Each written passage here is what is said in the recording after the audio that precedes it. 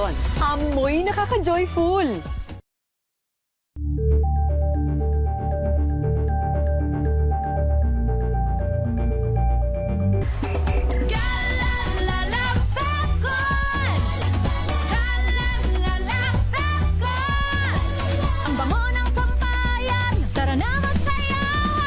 Fabcon, amoy nakaka-joyful.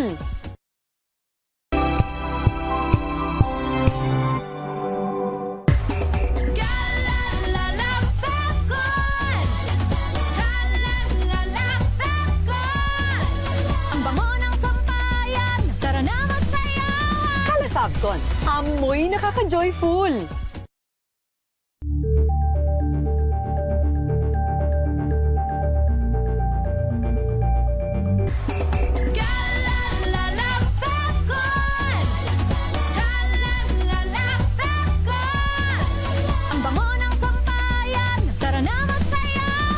Fabcon, amoy nakaka-joyful.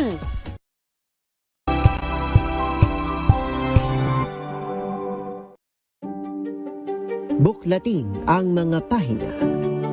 Pakinggan ang boses ng lipunan. Tunghayan ang mga issue mula sa ibang katayuan. Nakakalungkot kasi deserve ba namin ng ganito? Na hindi nila alam kung ano talaga yung kanilang mga karapatan. Yung gobyerno, tinulungan nila yung kanilang magsasaka. Pinapatahimik tayong lahat using various laws. Through education, kayang-kaya nating baguhin yung ganitong klaseng pag-iisip. Isang kwento, iba't ibang anggulo. Dito, sa Point of View.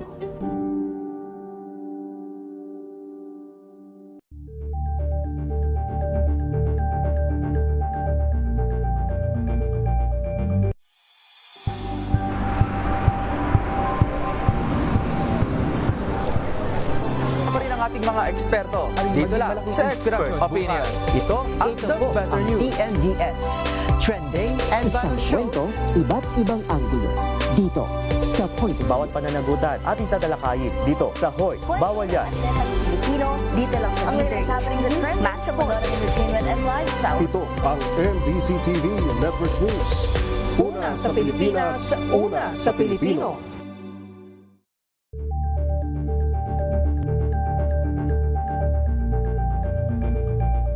If I get impeached, then that is my end. Tumutok sa pinaka-importanteng paglilitis ng impeachment court ngayong taon. The impeachment trial of Vice President Sara Duterte. At DZRH Special Coverage.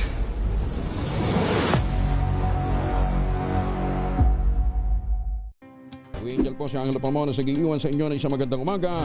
Maraming salamat. Life goes on! Good morning, Lakay! Good morning, Sister Ann. At good morning! Magandang mainit na umaga. Angel po si Angelo Palmona sa giiwan sa inyo ng isang magandang umaga.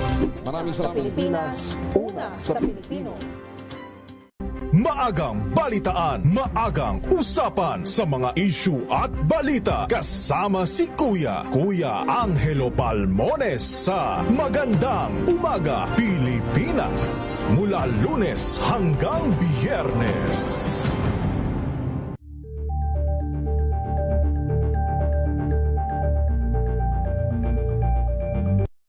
Mga balitang gigising sa inyong umaga. Mga balitang kailangan mong malaman. Mapapakinggan sa ACS Balita sa 2x2. Kasama sina Anthony Taberna at Jerry Baha. Lunes hanggang Biyernes. Better News. Una sa Pilipinas, una sa Pilipinas. TNVS. Trending and Viral Show. Nakahandang sa ating balitan mga kaibigan sa Rapido Hataw. Public Service Hour. Siyempre pa, una sa Pilipinas. Una Ayan sa ang kabuuan natin palatuntuan ng break time. Sabay niyo na po ang mga balita at talakayan sa Balansyado. Maraming salamat. Tambalang Anthony Taberna at Jerry Baha ang gigising sa inyong umaga dahil lalatay ang humahagupit na diskusyon at komentaryo Lunes hanggang Biyernes sa 2x2.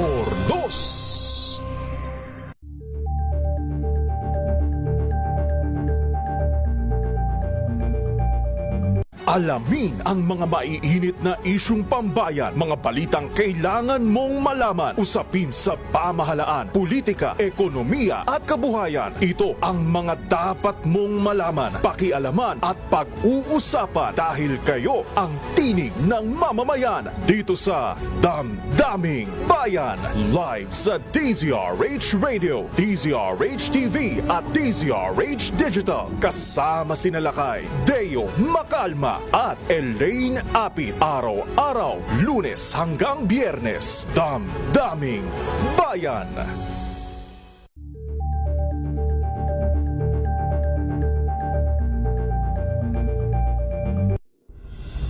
Tuloy-tuloy ang pagtulong, tuloy-tuloy ang pagseserbisyo at tuloy-tuloy ang balitaan kasama si May Binauhan sa Operation Tulong mula Lunes hanggang Biyernes.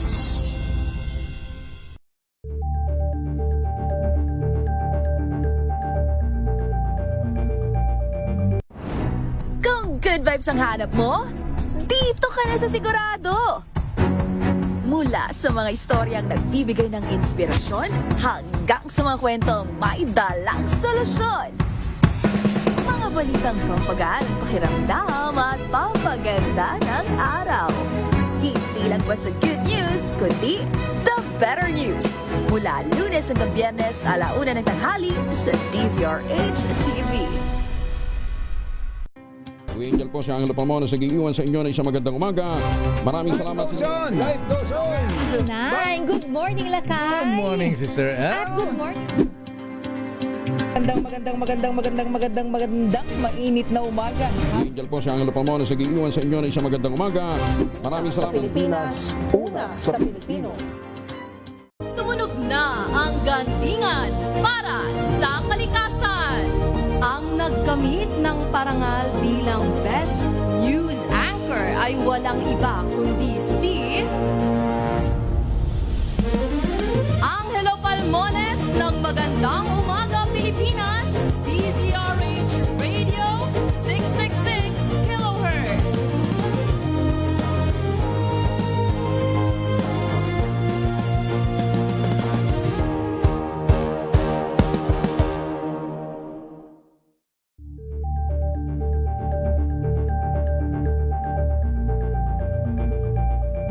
Tumunog na ang gandingan para sa kalikasan.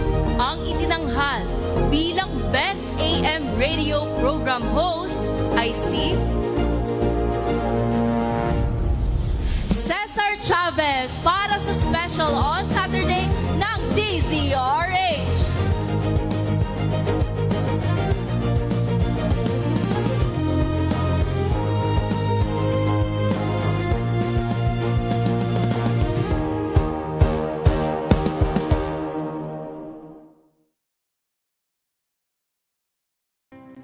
Better news. Una sa Pilipinas, una sa Pilipinas. NBS, trending and viral show. Nakahandang Sa ating balitan mga kaibigan sa Rapido Hataw.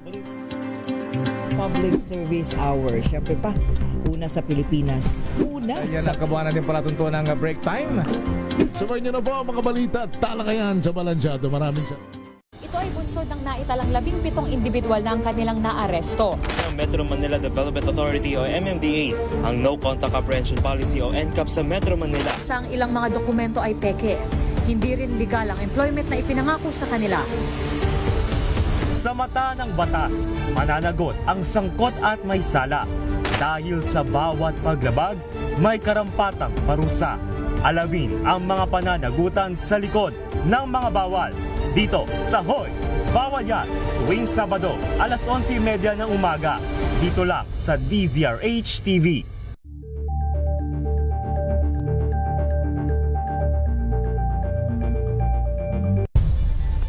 Nagsimula sa pangarap hanggang sa maabot ang tagumpay. Iba't ibang kwento, iba't ibang mukha ng atletang Pilipino. Mas pinatindi, mas pinalakas, at mas pinaaksyon sa Match Point tuwing Sabado, 12:30 ng tanghali sa DZRH TV.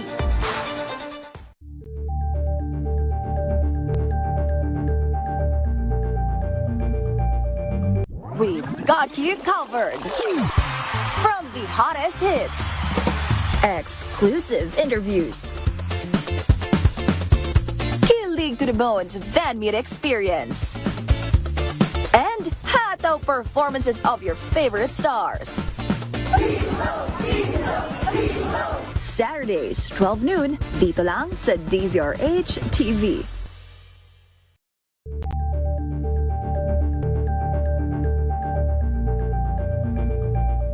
Sa pagbabalik tanaw sa 87 taong legasiya ng DZRH, napagtagumpayan na ng kauna-unahang himpilan ng radyo sa Pilipinas ang iba't ibang pagsubok, kabilang na ang bangungot noong panahon ng ikalawang digmaang pandaigdig.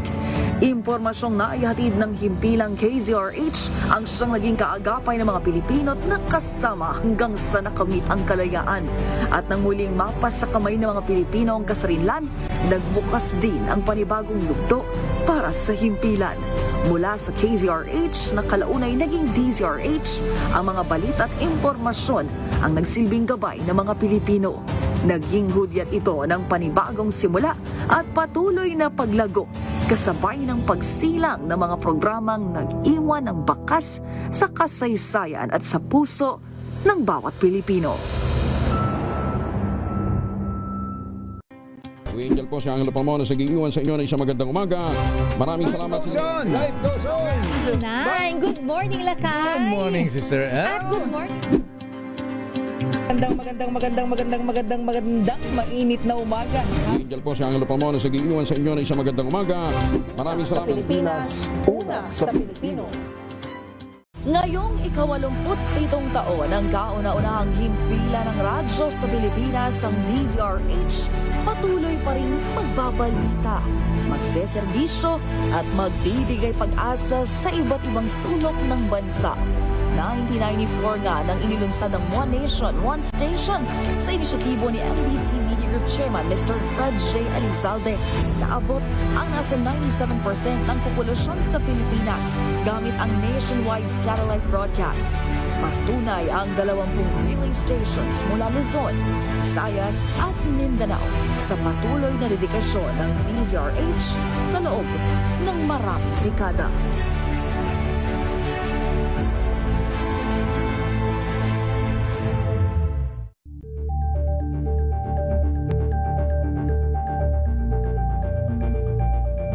Kasabay ng mga hamon at pagbabago sa paglipas ng panahon, nananatiling tapat ang DZRH sa paghahatid ng serbisyo sa publiko.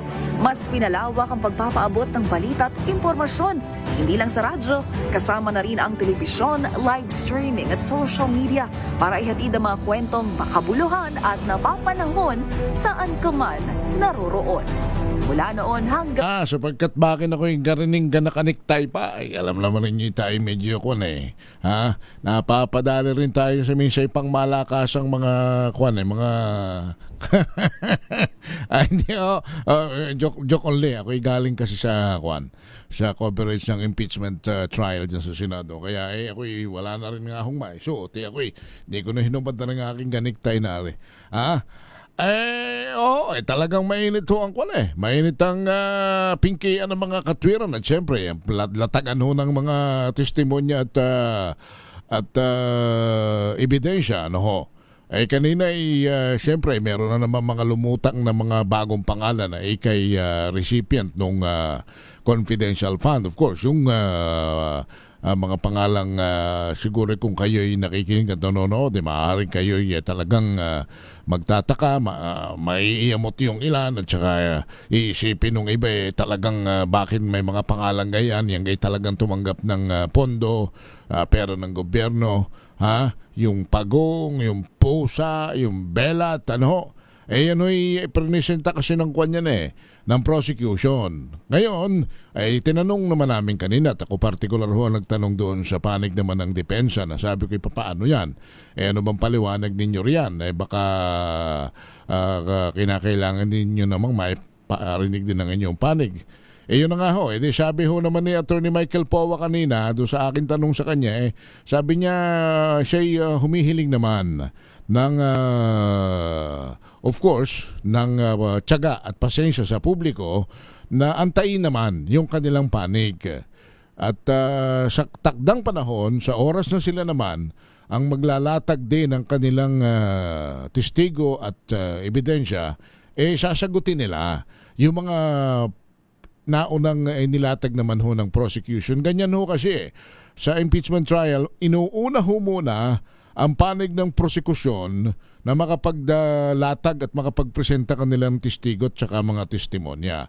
At pagkatapos po noon, yun namang side po ng depensa ang maglalatag ng kanilang depensa at ng kanilang mga testigo. Kanya yun ho ang sabi naman ni Attorney Michael Powa na antayin naman din ninyo kung bago naman kayo magkaroon ng konklusibong pagtingin doon sa mga bagay-bagay na pinag-uusapan dyan sa Senado, kung ang publiko ay ang pagbabatayan ay yung mga naririnig at ipinipresenta, ay antayin muna yung panig po ng depensa. At sa panig naman po ng mga senator judges, ang sabi naman ni Attorney Michael Powa ay nasa sa mga senator judges na kung paano nila titimbangin itong mga ebidensya at testigong ito. So, more or less, hopefully, let's pray na sa lalong madaling panahon po matapos yung prosecution para panig naman ng depensa yung ating mapakinggan. At any rate, the office of the Vice President is in hot seat. Especially the Vice President doon sa impeachment trial na atin pong kino-cover. Pero tingnan naman natin, ang office of the Vice President ho kasi na kino-cover din ng inyong lingkod, meron naman ho silang ginagawa at meron silang mga pagtugon sa bayan pong nalulunod sa baha. Lalo ho ngayong nangyari po itong habagat na ito at saka ito pong magkakasunod na bagyo at may papasok na naman. Minabuti nating palaging makumusta naman yung pag-alalay naman po ng OBP sa mga binabaha, sa mga binabagyot, nakakaranas ng iba pang kalamidad. Kausapin muna natin uli ang Chief ng Disaster Relief Operations Center ng OBP, si Chief Aymard Ehe. Chief Aymard, magandang hapon sa inyo.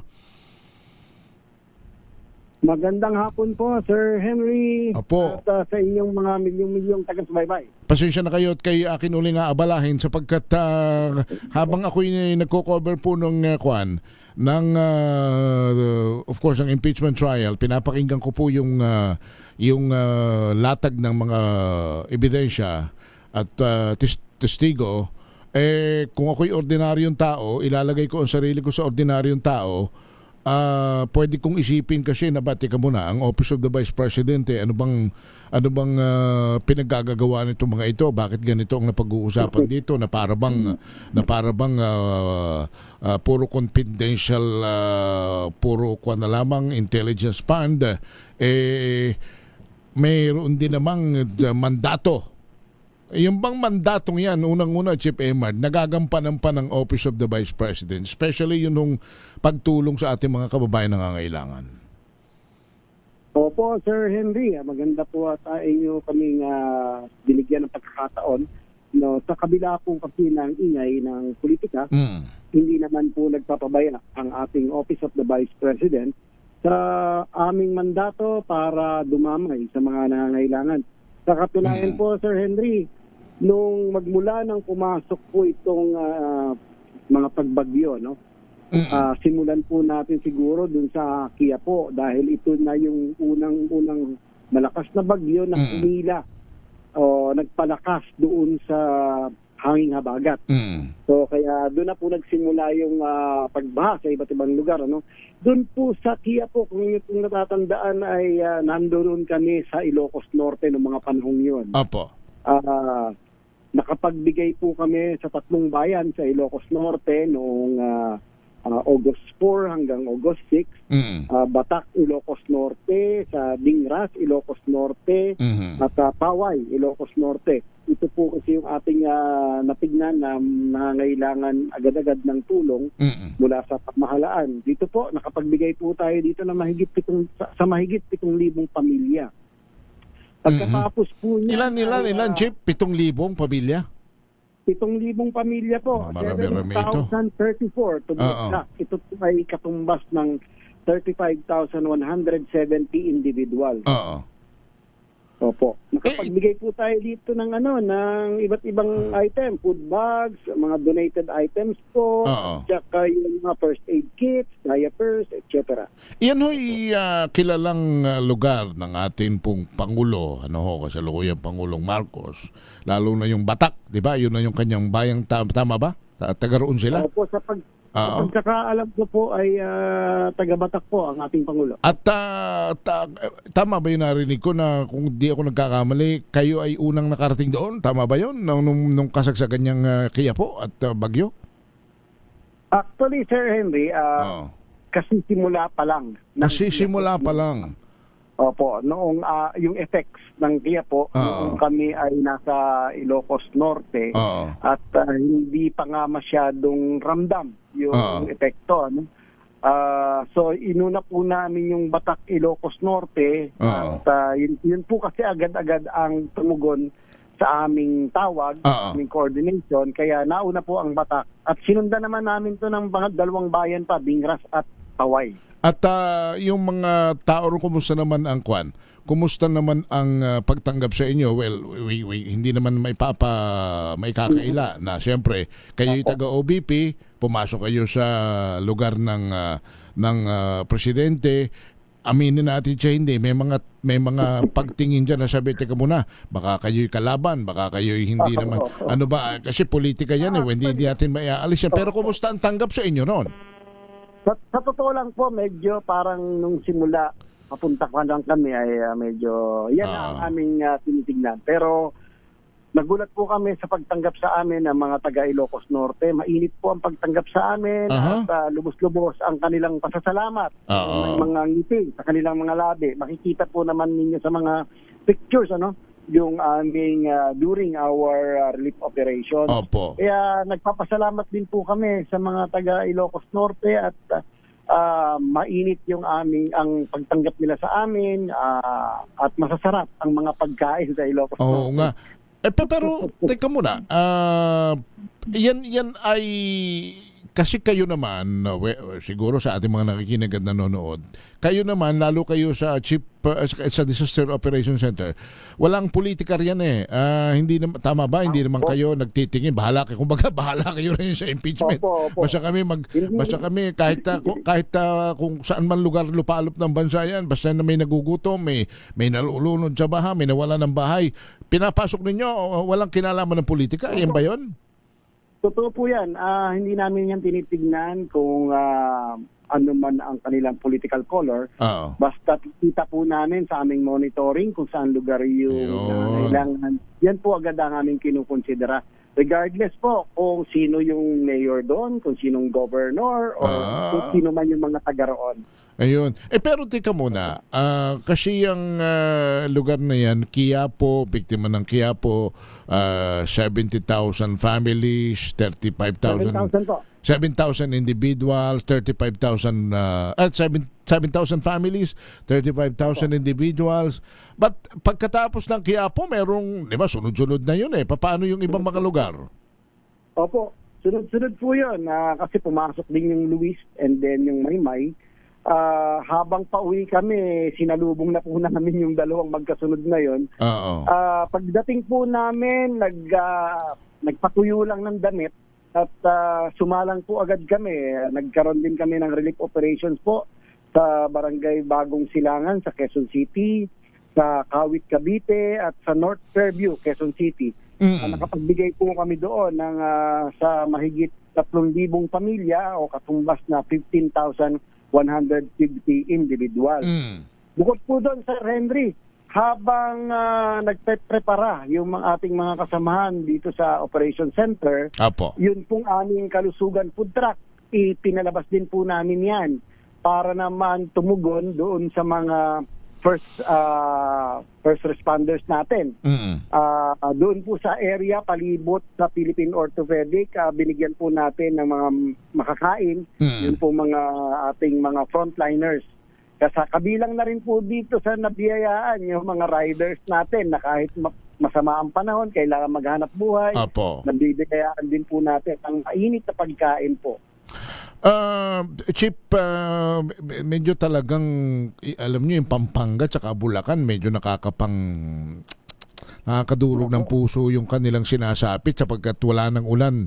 Sa ibang mga lugar, umaaraw na, like for example, in Metro Manila, in some part of Region 4. Pero yung lugar nila Chip, nakakaawa eh. Paano ba? Meron ba kayo ba'y nakagaling na ron? Pupunta pa? Ano bang plano natin? Ganito po, Sir Henry. Actually, last week po ay may nakapila na sa aming mga dapat na gagawing relief operations. Kaya lang, base po sa coordination, marami pa rin lugar ang hindi madaanan dahil sa baha. Pero meron na po kaming mga schedule na ginawa, at least tentative, kung sakaling pwede nang madaanan. Yun pong 3 bayan sa La Union, isa po sa Benguet, 4 na bayan po sa Pangasinan, sa Bataan, Bulacan, Batangas, at meron din po sa Zamboanga City kasi tinamaan din po yung lugar po na yan. Yun po, nabanggit po ninyo sa Pampanga, nakatanggap na rin po kami ng report dun sa mga area, kaya po kasama na rin po ito sa aming inaayos na schedule. Medyo hindi lang namin kayang pagsabay-sabayan dahil intindihan natin yan. Sir Henry, buong Pilipinas yung ating hinahatiran, ilan lang naman po ang tauhan ng disaster operation. For that matter, ilan lang ba kayo kumikilos dyan para maintindihan din ng ating mga kababayan na hindi nyo kayang paghati-hatiin ng inyong katawan naman sa dami? At buti po, mayroon din kaming mga satellite offices na tumutulong para yung mga lugar na pwede naming pagsabay-sabayin, tumutugon po yung aming satellite offices. At saka siguro as far as of course yung ating mga assistance is concerned, buti na lamang at yung mga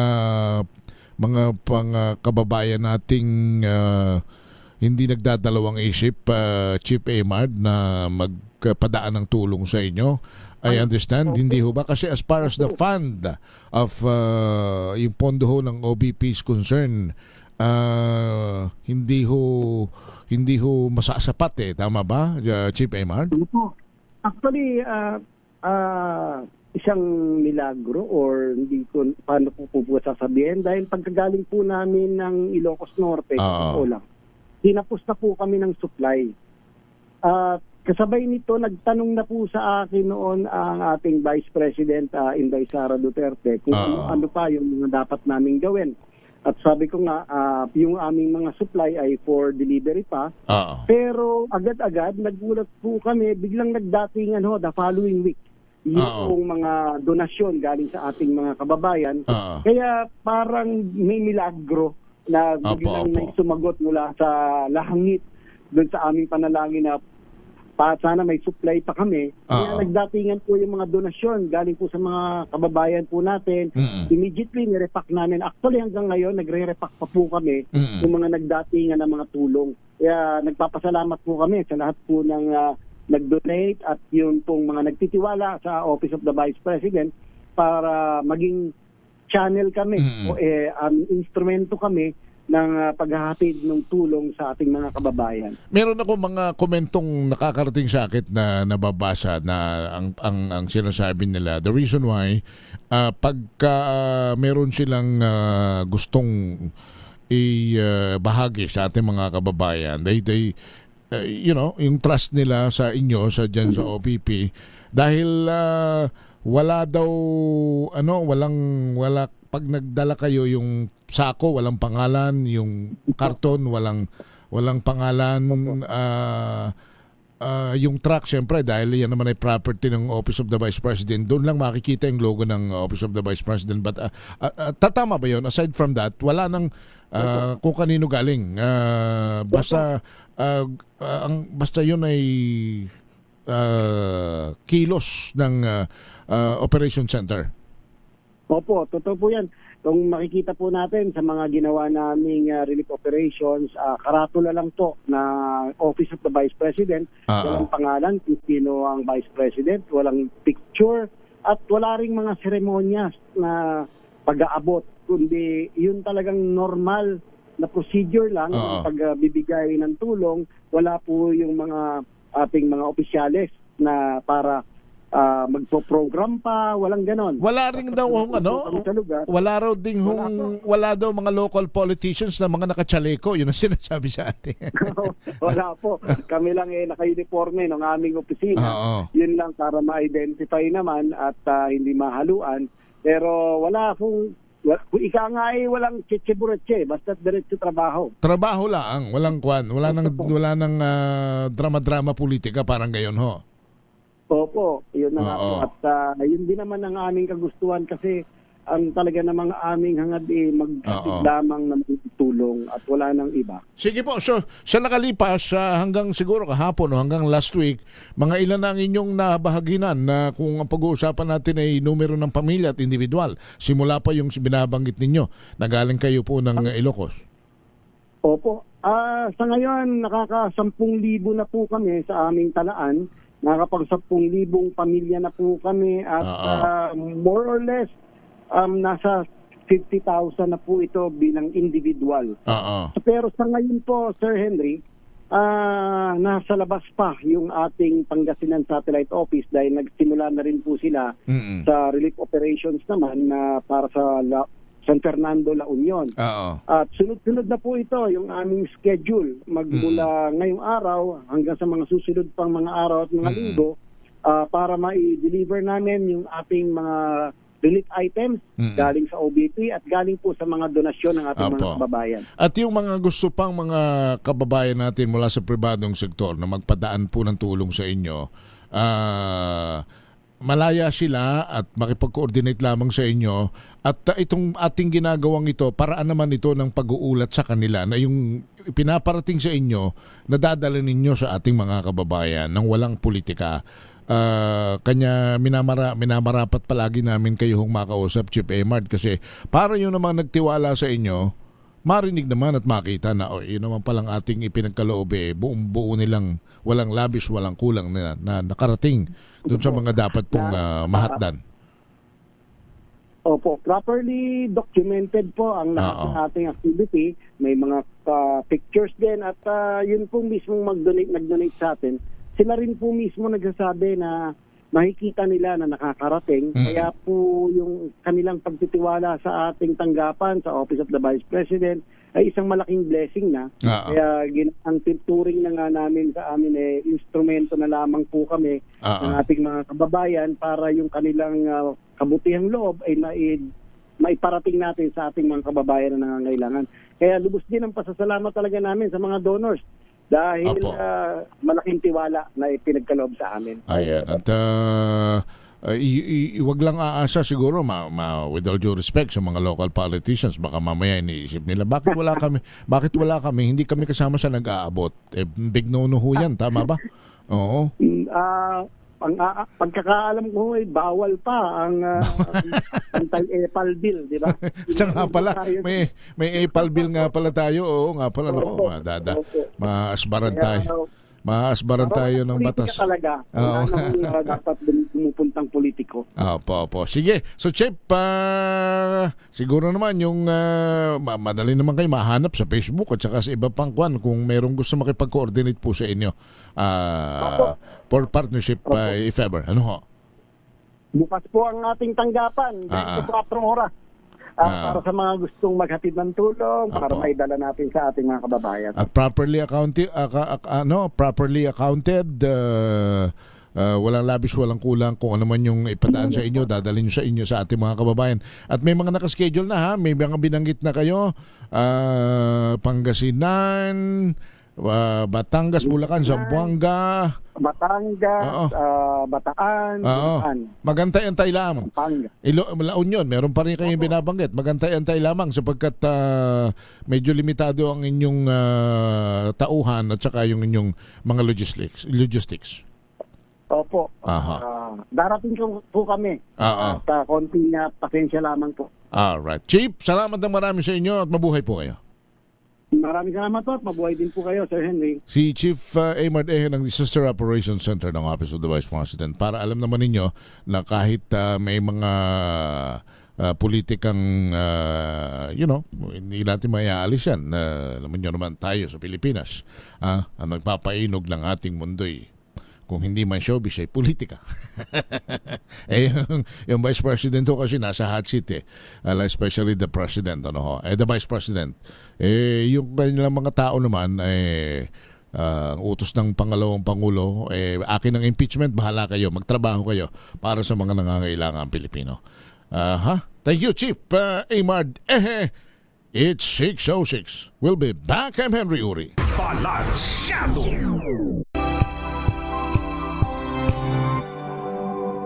Wow, ang saya. Isang barangay na labada, puro mancha pa. Goodbye, pahinga. Mommy, isang laba lang yan sa Pride Bar Blue. May powerful stain-away enzymes na malupit sa dunit mancha. At di masakit sa kamay. Isang laba lang yan. Hello, pahinga. Hello, Pride Bar Blue. ACS. Tanggaling-galing mo. Smart dishwashing paste ko. Pritong ulam na masebo. Plato ang kaldero. Tanggaling for everyday. Ganyan pag smart ang dishwashing paste. May double tanggaling formula. Tanggal ang sebo. Tanggal ang bakterya. Bahit para walang bahit. Linis fantastic sa metal at plastic. Number 1 ko to. Tanggaling-galing mo. Smart dishwashing paste. ACS. Hello, Washi! Laundry day na naman! Yay! Anong meron? Mancha ng chocolate, putik, may libag pa! Kaya natin yan! With Pride Washing Machine Detergent, may triple stain-away formula. Tanggal ang makapit, madikit, at malupit na dunit mancha. Kaya easy-easy ang labada. Mula noon hanggang ngayon. All you need is pride! All you need is pride! ACS. Tinesting, sinuri, siniyasan. Ang resulta? Super effective ang Shield sa pagpatay ng bakterya at virus. Shield Antibacterial Soap. Believe ang mga eksperto sa Philippine Nurses Association. At si Mami. Tiwala ako sa Shield. Shield Antibacterial Soap. Napatunayang mabisa. Ang mga nurse, tiwala. ACS. May nagbago. May arte. May budget. Kala nyo lang yon. So solid. White Rose Papaya. Wow, White Rose. White Rose Papaya. Wow, White Rose. White Rose Papaya. May glow up with White Rose Papaya. White Rose Papaya. May puti power times 2 kasi may papaya at niacinamide. May shea butter and tea tree oil pa. Kutis sulit ang glow up. White Rose Papaya. Kutis sulit ang glow up. ACS. Champion na milyonaryo pa. Pagkakataon mo na namang manalo ng 1 million pesos. Tax-free. Dahil eto na naman ang champion na milyonaryo pa. At ngayon, may papremyo na rin kami para sa inyong mga suking sari-sari stores. Ilagay sa isang malinis na papel ang iyong complete name, age, address, contact number at pirmahan. Maaari din ilagay ang iyong suking sari-sari store at ang kanilang address at contact number. Ilagay sa isang white legal-sized envelope na nakipang na rin man sa mga required proof of purchase o POP. Ang tamang bilang ng empty sachets, wrappers o mga pouch ng mga sumusunod na makikita sa official website and Facebook page ng Champion na Milyonaryo Ba, Champion Bar, Champion Powder, Champion Liquid Detergent, Champion Fabric Conditioner, Champion Dishwashing Liquid at Champion Dishwashing Paste. At sa labas ng envelope, ilagay ang Champion na Milyonaryo Pa, ang POP na ginamit at ang MBC radio station na iyong pinakikinggan. Ihulog ang iyong entry sa mga drop boxes na matatagpuan sa iyong mga favorite MBC radio stations. Mas maraming entries, mas malaki ang chance mong manalo. 1 million pesos tax-free ang pwede mong mapanalunan sa Grand Draw. Libo-libong piso ang ipamimigay sa mga weekly draws na gaganapin sa mga MBC stations nationwide. At may pa-champion gift box pa para sa iyong suking sari-sari stores. Champion na Milyonaryo Pa. Brought to you by Champion. Walang gimmick, tapat po sa inyo. I'm Jovi Kalmov. Currently, I am the Vice President for NAFA, which stands for the National Federation of Filipino American Association for the state of Arizona. In order for me to perform very well, I really make sure that my physical and spiritual wellness is really in order. And of course, the help of MX3 capsule. This is the secret. MX3, dito ako believe. Mahalagang paalala, ang MX3 capsule ay hindi gamot at hindi dapat gamiting panggamot sa anumang uri ng sakit.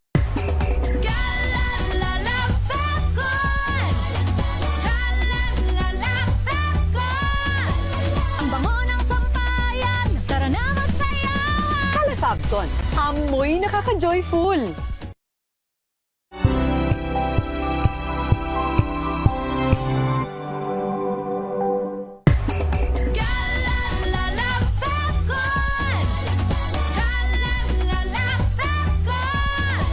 Ang bango ng sampayan, tara na magsayawan. Kala Falcon, amoy nakaka-joyful.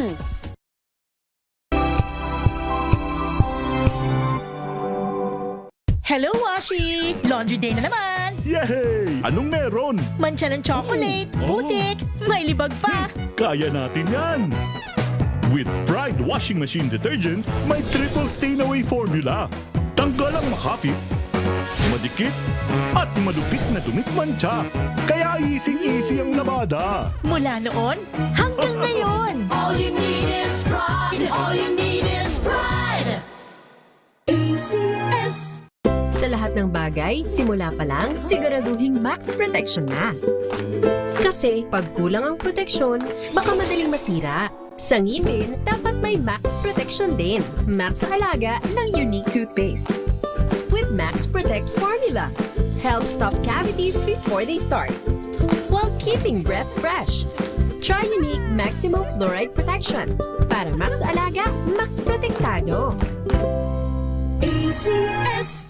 May nagbago, may arte, may budget. Akala nyo lang yon. So solid. White Rose Papaya, wow, white coffee. White Rose Papaya, wow, white coffee. White Rose Papaya. May glow up with White Rose Papaya. White Rose Papaya. May puti power times 2 kasi may papaya at niacinamide. May shea butter and tea tree oil pa. Kutis sulit ang glow up. Glow up with White Rose Papaya. White Rose Papaya. Kutis sulit ang glow up. ACS.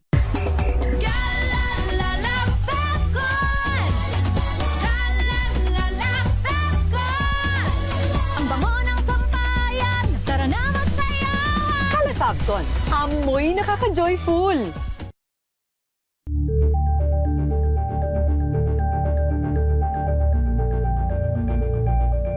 Champion na milyonaryo pa.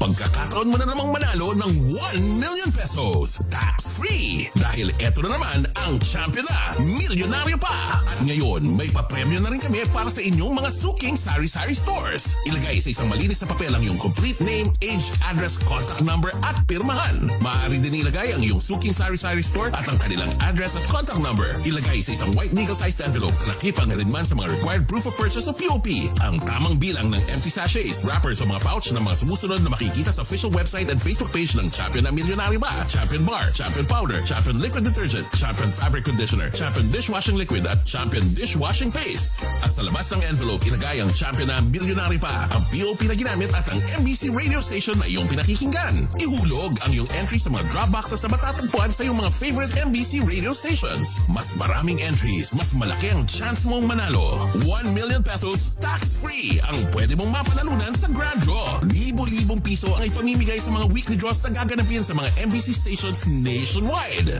At may pa-champion gift box pa para sa iyong suking sari-sari stores. Champion na Milyonaryo Pa. Brought to you by Champion. Walang gimmick, tapat po sa inyo.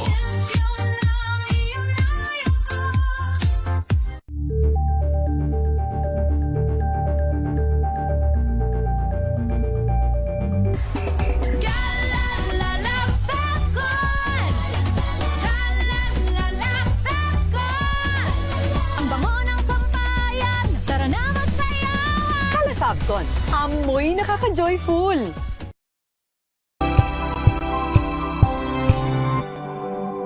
Curious ka ba sa maraming bagay? Kami na ang bahala dyan.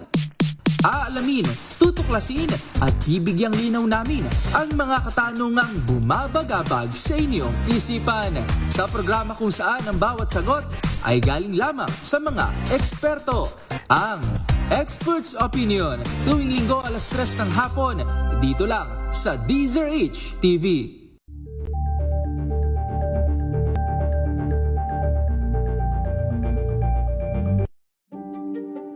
Buklatin ang mga pahina.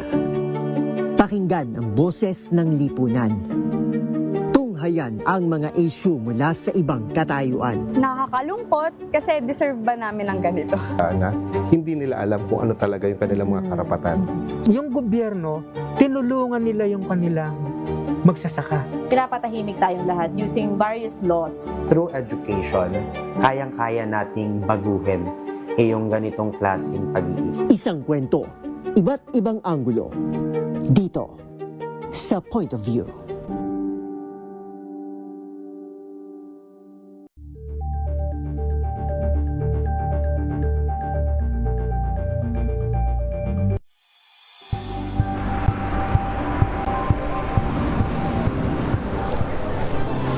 Ating mga eksperto. Dito lang sa Expert Opinion. Ito ang The Better News. TNVS. Trending and Isang kwento, iba't ibang anggulo. Dito sa Point of View. Bawat pananagutan ating tatalakayin dito sa Hoy, Bawal Yan. Pilipino, dito lang sa latest happenings and trends, matchup of entertainment and lifestyle. Ito ang MBC TV Network News. Una sa Pilipinas, una sa Pilipino.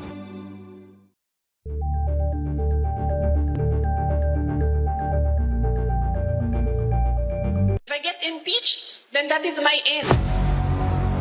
Tumutok sa pinaka-importanteng paglilitis ng impeachment court ngayong taon. The Impeachment Trial of Vice President Sara Duterte. A DZRH Special Coverage.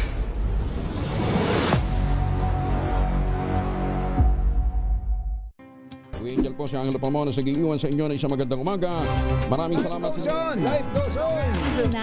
Good morning, Lakay! Good morning, Sister Ann. At good morning.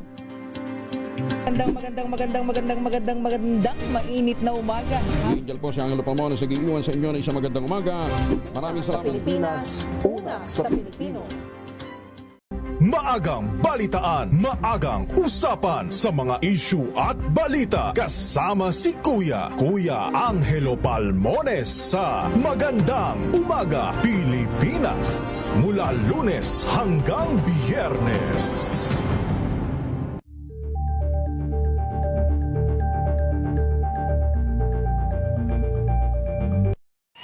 Mga balitang gigising sa inyong umaga. Mga balitang kailangan mong malaman. Mapapakinggan sa ACS Balita sa... Doon sa mga binanggit kanina ni Chief Aymar Eje na mga lugar, kayo mag-alala sapagkat kayo ay nasa listahan ng mga susunod po na hahatdan ng tulong ng Office of the Vice President. Pangasinan, Batangas, Bataan, Pampanga, Zamboanga, La Union, mag-antay-antabay lamang po kayo sapagkat darating dyan ang tulong mula sa Office of the Vice President. Samantala, sa ating mga report muna tayo, 6:19 ng gabi. Brigada kontra jumper inilunsad ng DOE upang mabawasan ang system losses na pinapasan ng mga consumer. Live report ni Giselle Rigaport. Giselle. Inilunsad sa Henry ng Department of Energy ang Brigada kontra Jumper upang malabanan yung pagnanakaw ng kuryente at mabawasan yung system losses na pinapasan ng ating mga kababayan. Sa press briefing, sinabi ni Energy Secretary Sharon Garin, hindi victimless act ang electricity theft dahil nadudulot ito ng pagkalugi sa sistema ng distribusyon.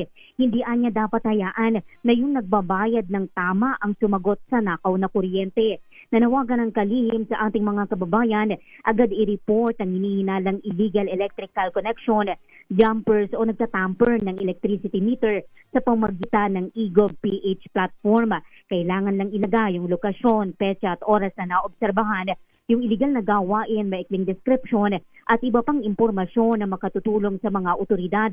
Sinabi ni Garin na suporta ang Brigada kontra Jumper sa mas malawak na System Loss Reduction Action Plan ng gobyerno, kabilang yung anti-pilferage enforcement, meter management and audit at consumer education. Gayon din ang pagpapahusay sa billing at koleksyon, paglilinis ng consumer database at pagpapalakas ng distribution utility at ng mga electric cooperative. Palalakasan din ang inisyatiba, sabi ng Energy Secretary, ang koordinasyon ng DOE, Department of the Interior and Local Government, gayon din ang PNP National Electrification Administration at iba pang stakeholders. Ito si Giselle Ricoport para sa Deezer H. Una sa Pilipinas, una sa Pilipino. Thank you, Giselle. Samantala, yun na hong grupo ng mga senior citizens na hindi pa nakakatanggap ng 10,000 cash gift mula naman sa Expanded Centenarian Act. Nagpasaklolo na sa ARTA, Val Gonzalez, RH number 5, Val.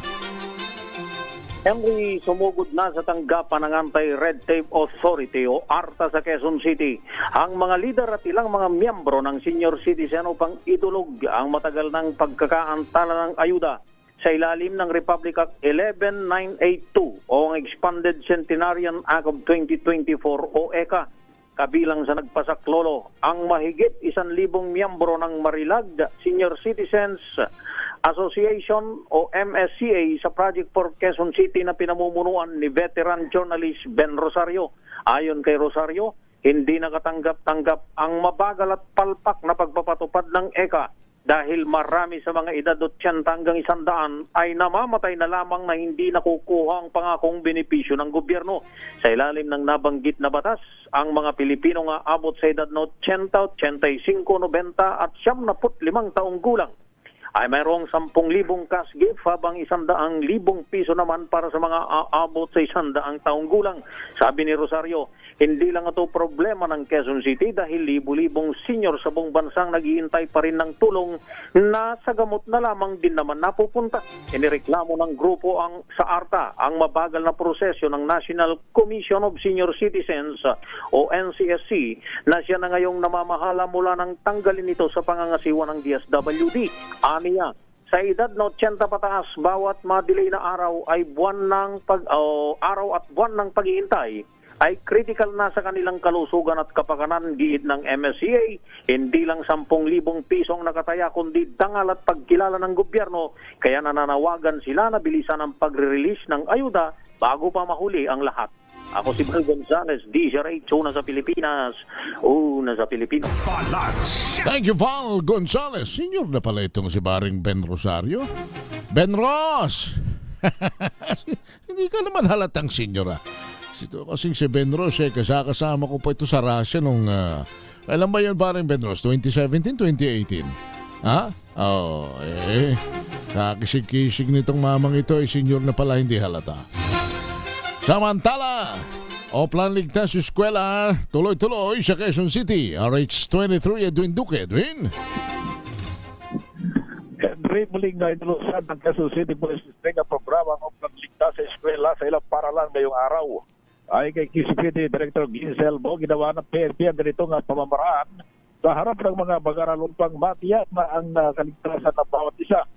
Ayon sa opisyal, mula August 15 hanggang 21 ay nagsagawa ng kabuuan 29 ng Quezon City Police District ng 66 aktibidad. Kabilang ang seremonya, pagtaas ng watawat, mga seminar, lecture at pag-usap sa mga magtulang, mag-aaral at mga guro.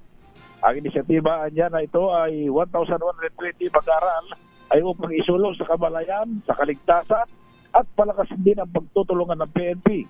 Sinabi ni Selvo na sa pamagitan ng programa ng polis ay mapapanatili ang katahimikan at makaiwas din sa krimen tulad ng mga nangyari sa ilang mga siyate kamakailan na labis na kinabahala ng mga magulang. RH23, and ito kinagulat sa DCRH sa Pilipinas, una sa Pilipino. Thank you, Edwin. Samantala, dumako muna tayo sa Mindanao. 7.3 million civil case isinampalaban kay Haron Soraik Bunsal. Matapos daw humabasura naman ang petisyon laban sa BFP nominee sa BARM. RH19, Jun Dimakotak, pa rin Jun.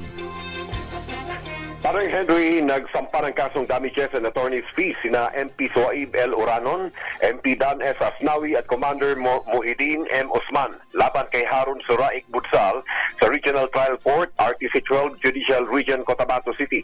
Natatandaang si Bunsal na naghain na naunang petisyon laban kina Uranon, Asnawi at Osman sa Commission on Elections na humihiling na ma-disqualify ang tatlong nominado ng Bangsamoro Federalist Party o BFP para sa nalalapit na Bangsamoro Parliamentary Elections. Ang nasabing petisyon ay kalaunang ibinasura ng COMELEC First Division dahil umano sa kawalan ng sapat na batayan at hindi pagsunod sa itinakdang requirements at form ng petisyon. Kasunod ng pagkakabasura ng kaso, dumulog naman sa RTCs na Oranon, Asnawi at Usman upang humingi ng danyos at attorney's fees kaugnay ng umano'y pinsala at gastusing idinulo sa kanila ng naunang petisyon. Umaabot umano sa 7.3 milyon na pesos ang kabuang damages at iba pang halagang hinihingi ng tatlong plaintiffs laban kay Budsal sa isnampang civil case. Ang paghahain ng complaint ay hindi pa nangangahulugan na may pananagutang sibil si Budsal. Ang mga aligasyon at hinihinging danyos ay kinakailangan pang patunayan at pagpasyahan ng hukuman. Mula sa Central Mindanao, Barm Region, RH19, June Dimakutak, DCRH, una sa Pilipinas, una sa Pilipinas. Thank you, June Dimakutak. Samantala, ano ba itong catfishing recruitment? 8 pinaghihinalang biktima ng catfishing recruitment. Nasagip ng BI sa Pasay. Noche Kakas, Noche. Kaya Hendrian ay ligtas ng Bureau of Immigration ang 8 individuals na umunoy biktima ng catfishing recruitment sa Ninoy Aquino International Airport sa lungsod ng Pasay. Ang naturang 8 pasahero ay naharang ng immigration papunta sanang Indonesia, may edad 26 hanggang 49. Sinabi ng mga biktima sa mga otoridad na sila ay maglalakbay patungong Indonesia para sa 5 araw na leisure trip kasama ang mga dating katrabaho mula sa isang call center sa Makati. Ngunit sa patuloy na pagtatanong, lumitaw na ang mga hindi pagkakapare-pareho sa kanilang mga salaysay, kabilang ang kanilang hindi pagkakilala sa isa't isa. Kalaunan, nalaman ng mga otoridad na ang mga pasahero ay talagang inimbitahan na magtrabaho sa Indonesia na pinangakuan umano ng sweldo na sa pagitan ng 1,000 at 1,500 US dollars. Mas nakakabahala umano na tuklasan ng mga opisyal na immigration na 5 sa mga biktima ay dating nagtatrabaho sa Cambodia at Myanmar habang ang 2 naman ay naiulat na umalis sa bansa noong sa pamamagitan ng tinatawag na backdoor. Ang isa ay dating biktima ng trafficking sa Myanmar habang ang isa naman ay dating nagtatrabaho bilang guro sa Thailand kahit gamit ang tourist visa. Dahil dito, nagbabala si BI Commissioner Joel Anthony Biado sa modus na catfishing recruitment na naglalagay sa mga Pilipino sa peligro sa mga naaakit sa alok na trabaho sa ibang bansa. RH27, Luchikakas, DZRH, una sa Pilipinas. Una sa Pilipinas. Balansyado! Makinig maigi! Ito na ang chance mo na manalo ng instant 500 pesos kapag narinig mo na ang mahiwagang kring-kring. Tingnan mo na ang iyong cellphone, baka ikaw na ang susunod naming winner sa kring-kring panalo malakas sa telepono. Para sumali, bisitahin ang Facebook page ng DZRH, fill up pa ng Google Sheet na nakapin sa DZRH FB page at hintayin ang aming tawag sa telepono. Kling-kling na! Alrighty, thank you, Noche Kakas. Ako, ingat kayo dyan sa mga illegal recruiter na ganyan. Marami na naman naglipana lalo sa mga bukid-bukid, ha? Huwag maniniwala. Baka makapagbenta kayo ng kalabaw at makapagsangla ng lupa, peke po. Ingat po kayo. Magdasadya o tumawag sa POEA at sa OWA bago maniwala dyan sa mga recruiter na yan. Sumbong sa polis pag may mga illegal recruiter, ha? Sa Isabela, ang ating winner ay si Daryl Mangabat ng Kawayan City sa Isabela. Daryl, good evening, Daryl. Good evening po, Sir Henry. Aba, mukhang ikaw ay estudyante pa. Tama ba, Daryl? Working na po, sir. Working na. Saan ka nagtatrabaho? Online selling po, sir. Online selling po. Ayan. Sige, dahil ikaw ay nag-online selling, nasa Isabela ka ba ngayon? Yes po, sir. Umuulan ba yan? Pagkat maulan Diyan ba sa Kawayan maulan ngayon? Makulimlim po, sir. Maghapon po na makulimlim. Ayos, sige. Kanya, para madagdagan ang iyong pang negosyo, sagutin mo ang tanong ni Josa. Ako pala. Nandiyan ka nga pala, Josa. Sige. Anong himpilan ng radyo ang kauna-unahan sa Pilipinas at una sa Pilipino? Daryl? DZRH. Yan. DZRH po. Yan, talagang may diin, ha? Daryl, ha? Thank you, Daryl. Salamat. Ipapadala na lang ni Ate Diyos ang inapanalunan, ha? Salamat po, Sir Henry. Thank you! Salamat! Yan si Daryl, mangabat ng Kawayan City sa Isabela. Salamat po at sumayin nyo na ang kalipunan ng mga balita at talakayan sa Balansyado. Lagi nating tatandaan kung gusto nating lahat, gusto, sino bang hindi naghahangad umasenso at umalagwa ang buhay? Yumaman, sabi nga. Ganyan ang ating gawin. Tayo patuloy na manalangin at manalig sa may kapal. At tandaan ninyo, huwag kayong gagawa ng masama sa kapwa, bagkus gumawa ng mabuti, sapagkat ang paggawa ng mabuti ay hindi magbubunga ng masama. At samahan pa ng pagtulong sa nangangailangan dahil help is wealth. Sa ngalan po ni Karen Oyong, sa ngalan po ni Josa Cruzat, ang tabayanan po ninyo ang Usapang Legal. Ako po si Ka Henry Uri. Balansyado! Ang oras na yan ay hatid sa inyo na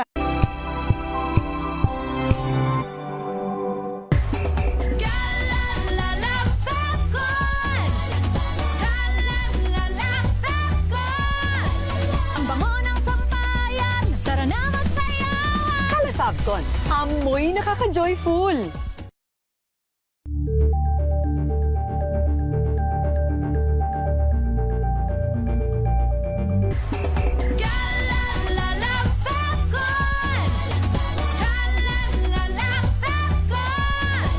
Ang bango ng sampayan, tara na magsayaw. Fabcon, amoy nakaka-joyful.